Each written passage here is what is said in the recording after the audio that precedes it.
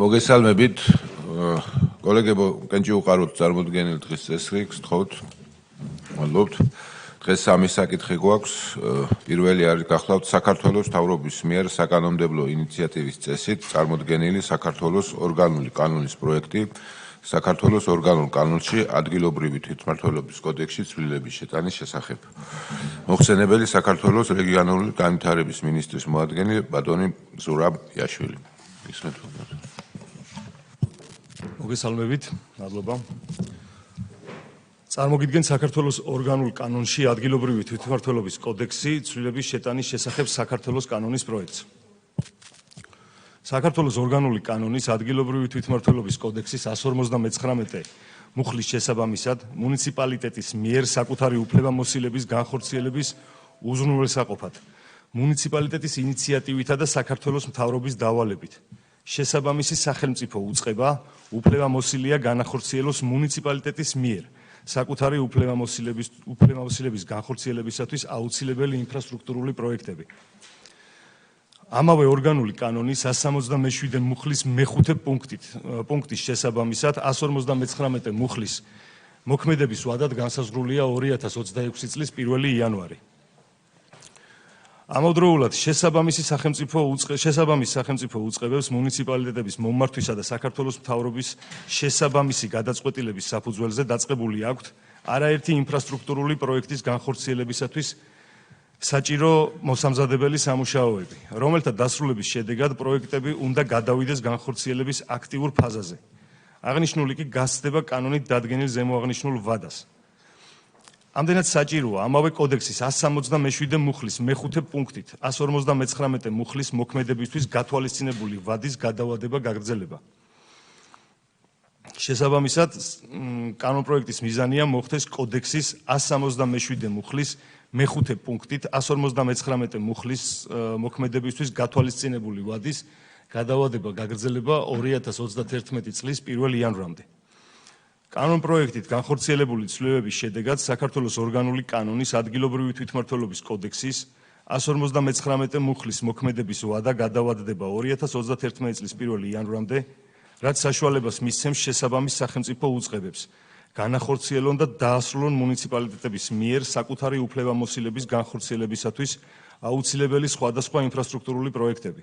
აქვე უნდა აღინიშნოს, რომ კანონპროექტის მიღებით ხელი შეეწყობა მუნიციპალიტეტების მიერ საკუთარი უფლებამოსილების განხორციელებისათვის აუცილებელი ინფრასტრუქტურის შექმნას, რაც დადებითად აისახება ადგილობრივი ინფრასტრუქტურული თუ ეკონომიკური განვითარების სტიმულირებაზე.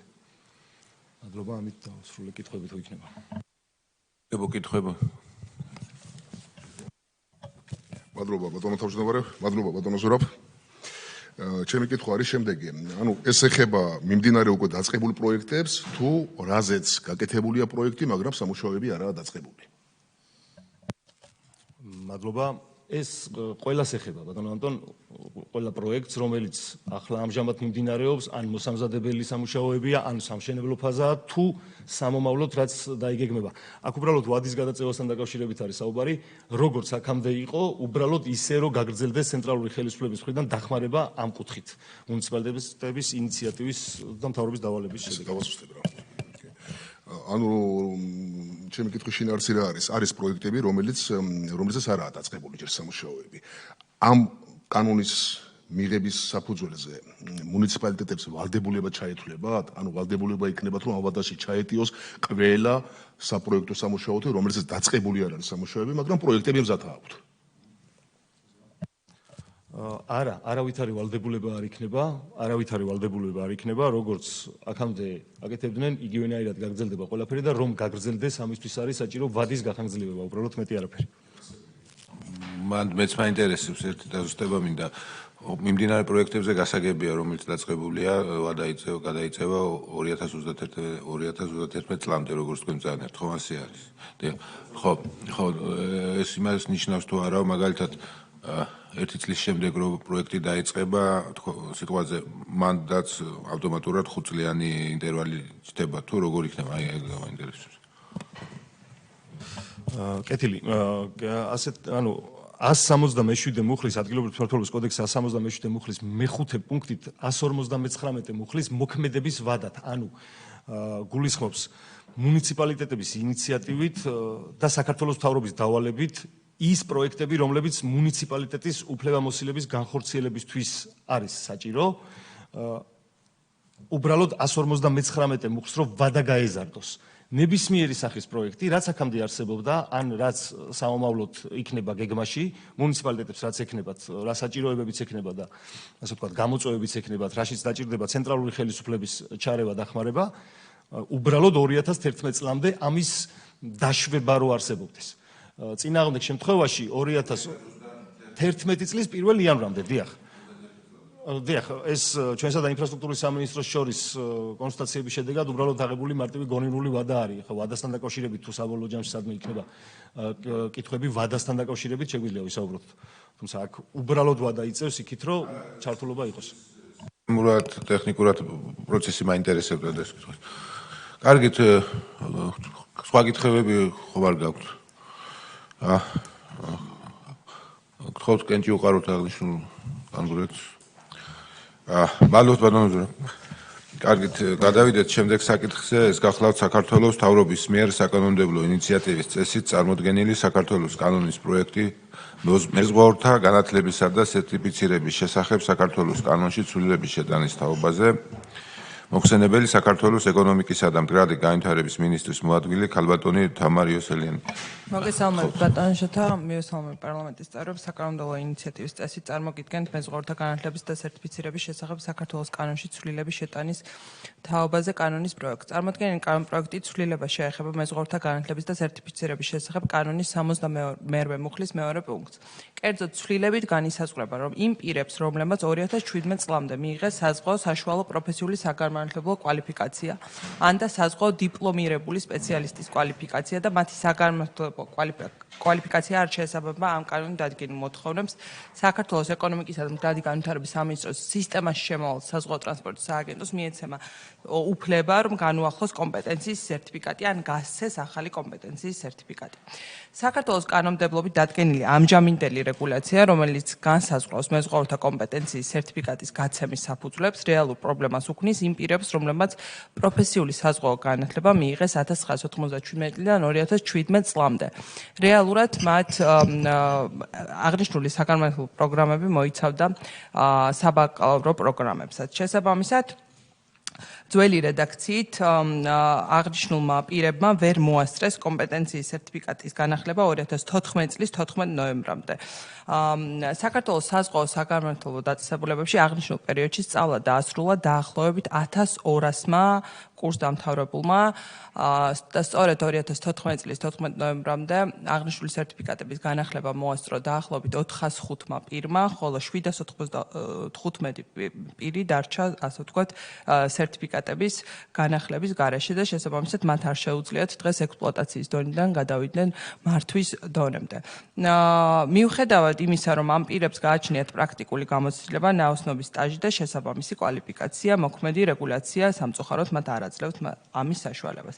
წარმოდგენილი ცვლილების მიღებით 795 მეზღვაურს მიეცემა შესაძლებლობა მიიღონ ან განაახლონ მართვის დონის კომპეტენციის სერტიფიკატები შესაბამისი მოთხოვნების დაკმაყოფილების შემდეგ. მოთხოვნებში გულისხმობ, რომ მათ მოუწევთ შესაბამისი გადამზადებების გავლა ჩვენს მიერ აღიარებულ საძღვნელ ცენტრებში, იმისათვის, რომ აიმაღლონ რანგი, შემდგომ საზღვაო ტრანსპორტის სააგენტოში მოუწევთ, რომ მივიდნენ, ჩააბარონ გამოცდა, გასაუბრება და ამის შემდგომ მიეცემათ მათ იმის საშუალება, რომ აიმაღლონ რანგი. შესაბამისად, ჩვენ მიგვაჩნია, რომ ცვლილების მიღება მნიშვნელოვანი ნაბიჯია ქართველი მეზღვაურების ინტერესების დაცვისა და კანონის სამართლიანობის უზრუნველსაყოფად. დიდი მადლობა.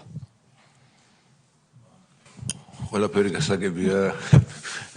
უაღრესად მნიშვნელოვანია, რომ სერტიფიცირების პროცესი წარმატებულად ჩაიაროს და შესაბამისი კადრები, რომელიც მომზადებული ხავს, რომ მათ მიეცეთ საშუალება, რომ შესაბამისი სერტიფიცირება მიიღონ. გთხოვთ კოლეგები. მადლობა ქალბატონო თამარ. სერტიფიცირების შემდეგ რამდენ ქვეყანაშია აღიარება და ანუ შესაბამისად რამდენ ქვეყანას ეძლებათ შესაძლებლობა მუშაობის და დიდი მადლობა ბატონო კითხვისთვის სოფლიოს მასშტაბით 70-ზე მეტ ქვეყანასთან აქვს საქართველოს გაფორმებული ურთიერთგაგების მემორანდუმი და 70-ზე მეტ დროშაში შეუძლიათ ქართულ მეზღვაურებს დასაქმება. ჩვენ დაახლოებით 20,000 მეზღვაური ყავს, უფრო კონკრეტულად 20,700 მეზღვაური ყავს რეგისტრირებული ბაზაში. შესაბამისად დასაქმების მაჩვენებელი მათი ძალიან მაღალია და ქვეყნის ეკონომიკაში ყოველწლიურად მათ დაახლოებით 500 მილიონი ლარი შემოაქვთ.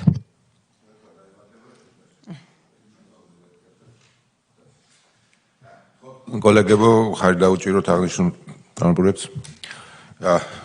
მადლობა თამარ. რაგნებარ. კითხვა ხარ. ხო. ჩვენ 5 წუთიანი ტექნიკური შესვენება გამოვაცხადოთ, მესამე საკითხი დაგვრჩა კიდევ გასახილი. გთხოვთ გავაგზავნოთ ჩვენი კომიტეტის ხსნობა, მესამე საკითხი გვაქვს გასახილველი. ეს გახლავთ საქართველოს მთავრობის მიერ საკანონმდებლო ინიციატივის წესით წარმოდგენილი საქართველოს კანონის პროექტი სახელმწიფო შესყიდვების შესახებ საქართველოს კანონში ცვლილების შეტანის თაობაზე და მისი თანადამთები საქართველოს კანონების პროექტები. მოხსენებელი საქართველოს მთავრობის საპარლამენტო მდივანი ბატონი ვახტანგ ბაჩიაშვილი. გთხოვთ. მოგესალმებით, წარმოგიდგენთ სახელმწიფო შესყიდვების შესახებ საქართველოს კანონში შესატან ცვლილების პროექტს. აღნიშნული კანონ პროექტი მომზადდა საჯარო შესყიდვების სფეროში დაგეგმილი სხვადასხვა რეფორმის ამოქმედების მიზნით. უნდა აღინიშნოს, რომ ამ კანონ პროექტით გათვალისწინებული ისეთი საკითხი, როგორიც არის ცენტრალური შემსყიდველი ორგანოს შექმნა, ასევე ბაზრის კვლევის მოდულის დამკვიდრება, გათვალისწინებულია საჯარო შესყიდვების შესახებ საქართველოს კანონით, რომელიც 2027 წელს უნდა ამოქმედდეს თავისი ახალი რეგულაციები, თუმცა საქართველოს მთავრობა მიიღო გადაწყვეტილება, რომ შესაბამისი ცალკეული კომპონენტები ამ კანონის და ამ კანონით დაგეგმილი რეფორმის ვადამდე ადრე ამოქმედოს. პირველი ცვლილება უკავშირდება ბაზრის კვლევას და ბაზრის კვლევის ელექტრონული მოდულის შექმნას. ბაზრის კვლევის ელექტრონული მოდული არის უნიკალური თავისი შინაარსით და იმ მახასიათებლებით, რომლის საფუძველზეც ის არის აწყობილი, ის არის ერთი მხრივ ტრანსპარენტული, რაც გულისხმობს იმას, რომ აბსოლუტურად ყველა შემსყიდველი ორგანიზაცია განათავსებს შესაბამის ელექტრონულ მოდულში ინფორმაციას ბაზრის კვლევის თაობაზე, ისევე როგორც ყველა შემსყიდველი ორგანიზაცია ინკლუზიურობის პრინციპის დაცვით უფლებამოსილი იქნება, რომ შესაბამისი ინფორმაცია, ანუ მის მიერ შესათავაზებელი ფასი, ასევე ტექნიკური სპეციფიკაციები და აღწერა მიაწოდოს შემსყიდველ ორგანიზაციას. საბოლოო ჯამში შემსყიდველი ორგანიზაცია აღნიშნულ წინადადებებს ნახავს მხოლოდ შესყიდვის დასრულების შემდეგ, აი ეს კიდე განაპირობებს ფასწარმოქმნის ადეკვატურობას და ხარისხიანი გადაწყვეტილების მიღებას. ასევე საბაზრო ფასთან მიახლოებული პრინციპის გათვალისწინებით შესყიდვის პროცედურების გამოცხადებას. ბაზრის კვლევის ეს მოდული ერთნაირად მოქმედებს როგორც ელექტრონული ტენდერის შემთხვევაში, ისე გამარტივებული შესყიდვის შემთხვევაში, რაც ფასის და ასე ვთქვათ ხარისხისთვის ორივე